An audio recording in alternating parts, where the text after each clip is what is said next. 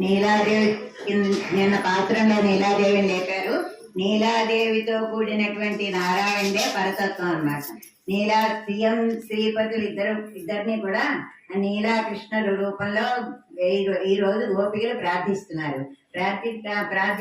కింద నిన్న పాత్రలో వాళ్ళు ఏమన్నారు, ఆ గోపికని నీలాదేవిని ఏమన్నారు, నువ్వు ఒక్క నిమిషం కూడా నీ భర్త యొక్క వియోగం సహించలేవా, ఒక్క నిమిషం ఆయన్ని లేవనివ్వవా అని నిష్ఠూరంగా మాట్లాడతారు. నిష్ఠూరంగా మాట్లాడితే వీళ్ళు ఆవిడకి మాతృమూర్తి కదా, ఆవిడ పోన్లే పాపం ఏదో వారవలేక మాట్లాడారు, తర్వాత నెమ్మదిగా ఆయనకి నచ్చ చెప్దాము అని ఆవిడ కాసేపు అని మాట్లాడకుండా పడుకుంటుంది. పడుకునేసరికి వీళ్ళు అనుకుంటారు ఆవిడకి కోపం వచ్చేదో మాట్లాడటం లేదు అని చెప్పి మనకి మన పని చేసేవాడు కృష్ణుడే కదా, మళ్ళీ ఆయన్నే ప్రార్థిద్దాం మనం అని మళ్ళీ కృష్ణుడే ప్రార్థిస్తున్నారనమాట.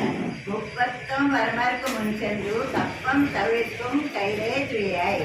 39 కంటే 33 కోట్ల మంది దేవతలకి ఏదైనా ఆపద వస్తుంది. ఆపద వచ్చినప్పుడు నువ్వు వెళ్ళి ఏం చేస్తావు, ముందరే నుంచి వాళ్ళ ఆపదని పోగొడతావు. వాళ్ళు రాకుండానే వెళ్ళిపోయి వాళ్ళ ఆపదని పోగొట్టేస్తూ ఉంటావు. తప్పం వాళ్ళ భయం పోగొట్టేస్తూ ఉంటావు. కానీ మేము ఇంత ప్రార్థించినా కూడా నువ్వు మా మీద నువ్వు అనుగ్రహించలేదు. నీకు ఏమన్నా 5 లక్షల మంది ఉన్నారని తక్కువ, లేకపోతే మేము ఆడవాళ్ళని నువ్వు చులకనగా మా మీద అనుగ్రహం ప్రసరించట్లేదా, నిన్నేం అందరిగిరి పర్వతం మీద పెట్టి నలకొట్టలేదు, నేను శత్రువులేమో నిన్ను ముందర పెట్టి అందరి చేత దెబ్బలు కొట్టిస్తారు నిన్ను, మేము అని కూడా చేయట్లేదు.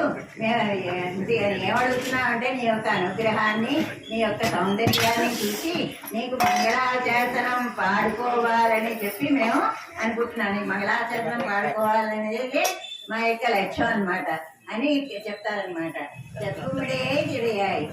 అయినా సరే ఆయన మాట్లాడనమాట. అన్నీ చెప్పినా కూడా ఆయన మాట్లాడు, మేమన్నా నిన్ను చక్రం పట్టమన్నావా, రథం తోలమన్నావా, నిన్ను ఏమైనా కష్టపెడుతున్నావా, అయినా సరే నువ్వు మనకి అనుగ్రహం చూపించలేదంటే ఆయన మాట్లాడకపోతే అప్పుడు వీళ్ళు అనుకుంటారు ఈయన కఠినుడు సీతాదేవినేమో రావణాసురుడు చెరలో పెట్టి వాళ్ళ కోసం ఈయనందరినీ కూడా చెరలో దేవతలను విడిపించడానికి సీతాదేవిని చెరలో పెట్టాడు అని చెప్పి వీళ్ళు ఇంకా ఆయన్నే ప్రార్థిస్తే నాకు తప్పముడే తిరిగాయి చెత్తార్పు నెప్పని కూడా నీకు నువ్వు శత్రువుల యొక్క భయం పోగొడతావు. కానీ నువ్వు శత్రువుల యొక్క భయం పోగొట్టడానికి వస్తూ ఉంటావు. కానీ మేము నీ మీద అనుగ్రహం ఆర్జవం కలవాడము, నీ మీద దయ కలవాడము అని చేత రాముడు ఎలాగైతే ధర్మం రక్షిస్తున్నాడో నువ్వు కూడా ధర్మంగా మమ్మల్ని అందరినీ కూడా నువ్వు కాపాడాలి. ద్రౌపదిని ఎలా కాపాడాలో నువ్వు మమ్మల్ని ఎలా కాపాడాలి. అయినా సరే ఆయన మాట్లాడకపోతే ఈయన రావణాసుడి చెరలో ఉండేటటువంటి దేవతా స్త్రీలను విడిపించడానికి ఈయన సీతమ్మను కూడా చెరలో పెట్టించారట. ఆయన మహిమే అదంతాను అంటే వాళ్ళందరినీ విడిపించుకు రావడానికి. నువ్వు సీతమ్మని చెరలో పెట్టినవాడు అని చేత ఈయన కఠినుడు, ఈయన మాట్లాడు, ఈయన సౌందర్యశాలి నీలాదేవి అని చేత నీలాదేవి యొక్క సౌందర్యాన్ని పొగిడితే ఒకవేళ ఆయన లేచి వస్తారేమో అని చెప్పేసి వీళ్ళు చెప్పన్న మునుమలై చెవ్వాయి తిరుమరంగుల్. సుకుమారమైన సొన్నకరిచల లాంటి వక్షస్థలం కలిగి సన్నని నడుము కలిగి దొండపండు వంటి పెరుగు కలిగి అయినటువంటి పెదబడి అయినట్టు ఆవిడ్ని నీలాదేవిని వీళ్ళు లేపుతున్నారనమాట. ఏదైనా సరే ఒక క్షామం వచ్చినప్పుడు కుటుంబీకులు ఏం చేస్తారు, ఒక పర్వతాల్లోనూ సముద్రాల్లోనూ దాక్కుంటారు. అలాగే శ్రీమన్నారాయణమూర్తి కూడా సముద్రాన్ని ఆశ్రయిస్తారనమాట. అలాగే శ్రీకృష్ణుడు కూడా నీలాతుంగస్తనగరి తటి ముద్బోధకిష్టం ఆయన యొక్క వక్షస్థల అనేటువంటి పర్వతాల మధ్య ఆయన విషయాన్ని తీసుకుంటున్నాడు అనమాట.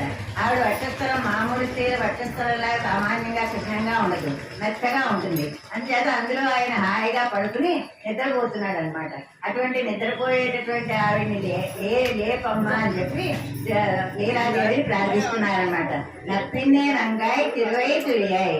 ఓ నెప్పిన్నే నీలాదేవి ఆయన లేపి బయటికి పంపు అని చెప్తే ఆవిడంటుంది సరే నేను నిద్రపోవటం లేదు మీకు ఏం కావాలి అని అడుగుతుంది. అడిగితే ఉక్కమని తట్టోడియం తందూరి మడాలి, మాకు కావాల్సింది ఏమిటి, ఆలపట్టం విసిరికర కావాలి, అద్దం కావాలి, నీ భర్తతో కలిసి మేము స్నానం చేయడం కావాలి, ఈ మూడు మాకు కావాలి అంటారనమాట. అంటే ఇంతరార్థం ఏంటంటే ఆలపట్టం అంటే మమకార అహంకారాలు తొలగించేది, అద్దం అంటే మన సత్స్వరూప జ్ఞానాన్ని కలిగించేది, ఆయనతో కలిసి స్నానం చేయడం అంటే భగవదనుభవాన్ని మనం భగవదనుభవాన్ని మేము పొందాలి, నువ్వు పొందినట్టుగా మేము పొందాలి, ఈ మూడు మాకు కావాలి, మాకు చేయని ఈనాటి ఆ పాసనంలో గోపికలు నీలాదేవిని ప్రార్థిస్తున్నారు.